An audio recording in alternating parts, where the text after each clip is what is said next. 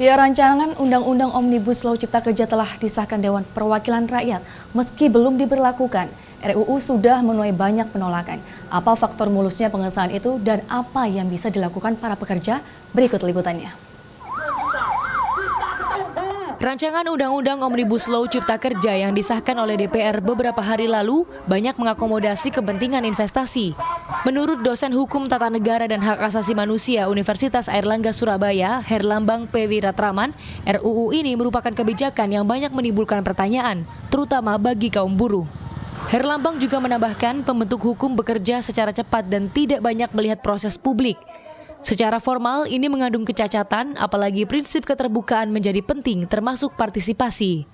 Publik yang menolak bisa mendorong Presiden untuk menerbitkan peraturan pemerintah pengganti undang-undang agar suara publik dapat terakomodasi. Kalau pemerintah peka, kalau DPR sadar bahwa masa pandemi ini akan berbuah semakin tidak terkendali ketika publik menyampaikan suaranya dan itu semakin di-reject atau ditolak gitu ya, sehingga kami mendorong kepada Presiden untuk menggunakan wewenang konstitusionalnya menerbitkan Perpu.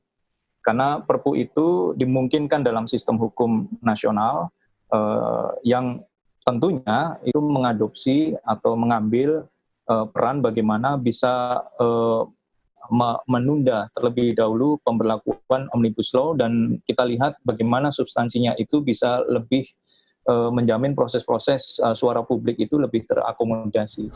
Poin lainnya, buruh juga mempersoalkan upah dan sistem kontrak kerja. Padahal sebelumnya mereka telah memperjuangkan pengangkatan karyawan dalam kurun waktu kontrak dan manajemen perusahaan menyetujuinya. Dengan adanya PKWT, perusahaan akan melakukan semuanya ke arah sana, karyawan kontrak. Akan tetapi setelah melakukan satu komunikasi dan dialog dengan pimpinan perusahaan, ada satu komitmen bersama bahwa perusahaan menyetujui dalam kurun waktu tertentu karyawan yang berstatus kontrak akan ada satu pengangkatan. Akan tetapi dengan adanya Omnibus Law disahkan semacam ini akan mempengaruhi kebijakan manajemen, kebijakan perusahaan di lapangan, di perusahaan-perusahaan. Karena apa? Di Omnibus Law tidak dibahas. Seperti diketahui, pasca disahkan, gelombang demo buruh terus bermunculan hampir di seluruh Indonesia. Mereka, para buruh, merasa kecewa dengan Undang-Undang Cipta Kerja. Namun di satu sisi, wakil rakyat justru mengklaim undang-undang ini untuk kemajuan bersama bangsa Indonesia. Kanzata Marindora, Miki Peresia, Surabaya.